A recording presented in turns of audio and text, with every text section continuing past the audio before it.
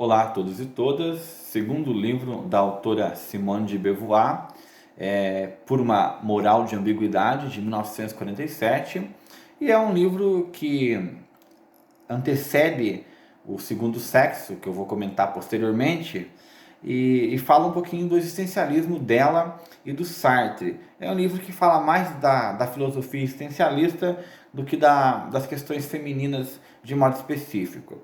Vamos lá então. No primeiro capítulo, em Por uma Moral da Ambiguidade, de 1947. No desamparo original em que o homem surge, nada é útil, nada é inútil. É preciso, pois, compreender que a paixão consentida pelo homem não encontra nenhuma justificativa externa, nenhum apelo vindo de fora, nenhuma necessidade objetiva permite qualificá-la como útil.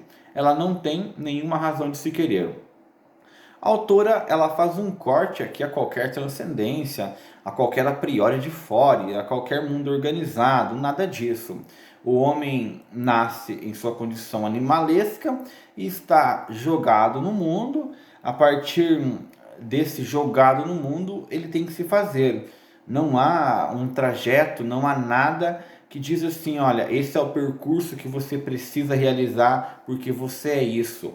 O homem não é na perspectiva de Beauvoir, o homem se faz. Em sua vã tentativa de ser Deus, o homem se faz existir como homem e se satisfaz com essa existência. Ela coincide exatamente consigo. Não lhe é permitido existir sem tender para este ser que ele jamais será. Mas é possível que ele queira essa própria tensão com o fracasso que ela comporta. Seu ser é falta de ser, mas é uma maneira de ser dessa falta que é precisamente a existência.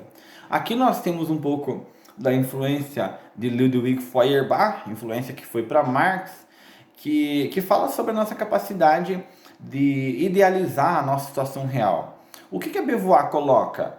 O homem, ele idealiza aquilo que ele não é, ele tem uma ideia do que ele quer ser. A partir dessa ideia que ele projeta bem distante do ser que está existindo, ele constrói o caminho de sua existência. Por exemplo, eu não sou bom, eu vou criar a ideia de alguém bom. Eu não sou alguém que tem todo o conhecimento, vou criar essa ideia perfeita de quem conhece. A nossa vida é assim. Você imagina uma situação que você admira hoje, normalmente a Beauvoir chega a colocar que todos nós, em nossa existência, temos alguns modelos do passado, do presente, e vamos trilhando de modo a atingir aquele modelo. Eu gosto do personagem tal, eu gosto da pessoa tal, eu vou tentar ser como ela, e nós nos inspiramos em grandes pessoas naquilo que consideramos grande. Não é que existe algo fora de nós projetamos algo para fora de nós e lutamos para atingir esse algo. Antes de atingir, fazemos uma nova projeção e isso se chama viver, deslocar-se continuamente em busca de não sei o que, em busca daquilo que eu não faço a mínima ideia se vai ser bom, se vai ser atrativo, se vai valer a pena. E isso se chama viver, isso se chama ser, se fazer na perspectiva da filosofia de Beauvoir. O fracasso não é superado. Eu falo filosofia, mas ela não gostava do termo filósofa, tá? Eu que estou colocando aqui.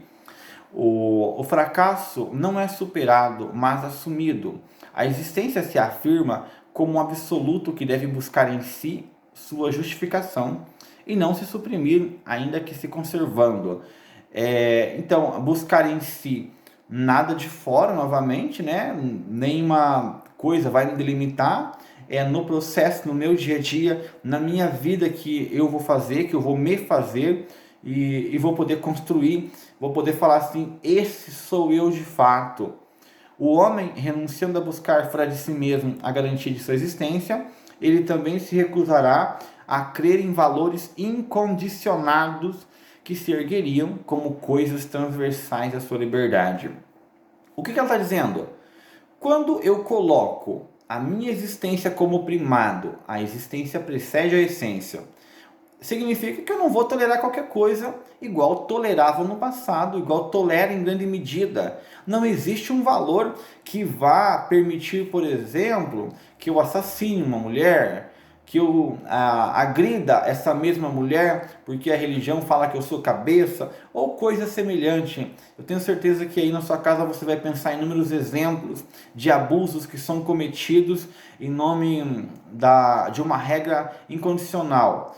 Hoje, normalmente, existe um abuso que permanece, que é o abuso legal. Uma lei, ela é injusta e tem muitas pessoas que dizem assim: ah, mas está na lei, a lei é assim. Então, para Beauvoir, a coisa é muito clara. Se é algo injusto, se é algo que no processo racional, no processo que nós fazemos para sabatinar uma regra, para referendar aquele valor, se aquilo é injusto, não deve ser aceito, nem a legalidade, nem a religião. Ah, mas ela é meu pai, ela é minha mãe, ele é meu pai, ele é isso. Se fez uma coisa que está em desacordo com aquilo que você considera certo ou errado, racionalmente, colocando no peso, que o contexto considera como certo e errado, você vai julgar de acordo com essa percepção e não com valores incondicionais. Então a família pode ser relegada a segundo plano se ela viola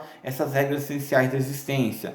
Enfim, não há nada que permaneça incólume, intocável diante desse tribunal da razão, que é o tribunal que permite com que façamos a nós mesmos e construamos a nossa própria existência. Na parte 2 ela coloca ali: existir é fazer-se falta de ser. Essa frase ela dá pau, mas eu já explico. É lançar-se no mundo. Podemos considerar como sub-homens aqueles que se aplicam a reter esse movimento original. Eles têm olhos e ouvidos, mas fazem-se, desde a infância, cegos e surdos, sem amor, sem desejo. Essa apatia manifesta um medo fundamental diante da existência, diante dos riscos e tensões que ela implica. Por esse viés, é a própria existência que ele recusa. Existir é fazer falta de ser. O que é um ser? O ser ele tem atributos, ele é completo, ele não é transitório, né? Se você pegar lá a definição, se você voltar lá em Parmênides, discussão do ser, do uno, apresentado por Platão, o ser pressupõe algo que não muda, ser, ente. Voltar em Aristóteles, eu não vou tanto, mas só para você ter uma noção do que significa. Existir é fazer falta de ser, porque não há esse ser pronto. Por isso que existir é eliminar o ser. Não tem ser, o ser se faz sendo, tá? Não sei se ficou claro aqui. Não há o Elder que nasceu para ser isso, aquilo. Há o Elder que não é e que se faz. Hoje eu sou esse ser que está apresentando, né? Esse ente, me desculpe. Hoje eu sou esse ente que está apresentando aqui para vocês. Posteriormente, não sei o que vai ser o capítulo 3, o último capítulo, última parte antes da conclusão. A liberdade só se realiza engajando-se no mundo, de tal maneira que seu projeto rumo à liberdade se encarna para homens em condutas definidas. Uma vida só justifica se seu esforço para se perpetuar estiver integrado em sua superação. E se sua superação não tiver outros limites além daquilo que o próprio sujeito fixa para si. O que ele quer dizer? É uma transitoriedade com desejo de permanência. Porque cada vez que eu me movo em direção a um objetivo, eu considero esse objetivo digno de ser alcançado. Por que eu estudo? Porque eu quero buscar um conhecimento, certo? Quero aprender acerca de algo. Por que eu trabalho? Porque eu quero comprar tal coisa ou porque eu quero me deleitar no trabalho. Enfim, são motivos que no meu pensamento eles parecem absolutos, eles parecem ser importantes. Eu quero conservar esses motivos. Eu quero conservar a ideia de conhecimento, a ideia de que as pessoas vão ser agradáveis, de que ter aquela propriedade vai me fazer bem. Mas ao mesmo tempo, eu não quero conservar para me engessar. Eu quero conservar para me fazer agir da situação que eu estou até aquele movimento onde eu quero chegar, mas antes de chegar eu já tenho um sobressalto, porque eu entendo que a minha finalidade não para ali. Na verdade, eu nem tenho finalidade, é um mover-se contínuo em direção a alvos que vão se modificando, que no decorrer do percurso já não é mais aquilo, nós somos outros, então um desejo de 5 anos atrás já não tem mais cabimento.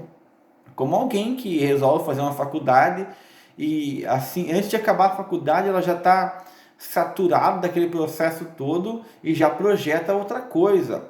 Quando ela projetou para fazer a faculdade, talvez sacrificou coisas preciosas em nome desse objetivo e antes de chegar já está pensando numa superação desse alvo a ser alcançado. Ser livre não é ter o poder de fazer qualquer coisa, é poder superar o dado rumo a um futuro aberto. Ser livre é transformar a nós mesmos, então, ter a possibilidade de ter escolhas, ser capaz de ter escolhas.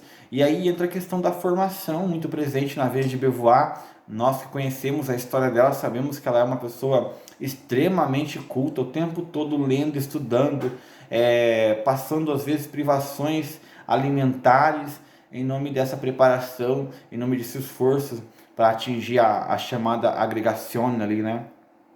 O professor não luta em seu nome, desculpa, o opressor não luta em seu nome, em nome da civilização, das instituições, dos monumentos, das virtudes que realizam objetivamente a situação que ele deseja manter. Ele declara que todas as coisas são belas e boas em si. Aqui ela está parafraseando o marxismo também, né? Nós sabemos que eles não fazem parte do marxismo ortodoxo, mas está parafraseando que o Marx vai dizer que a burguesia fala que age em nome do bem comum. Florestan Fernandes no Brasil vai falar isso também muito. É uma mentalidade da interpretação marxista da história, do materialismo histórico dialético. O opressor não seria tão forte se não tivesse cúmplices entre os próprios oprimidos. É uma frase que mais tarde um educador brasileiro vai perpetuar. Tem gente que atribui ao Freire essa frase, né? Coloca lá a frase como se fosse do Paulo Freire, mas ela está antes em Ernestine de Beauvoir.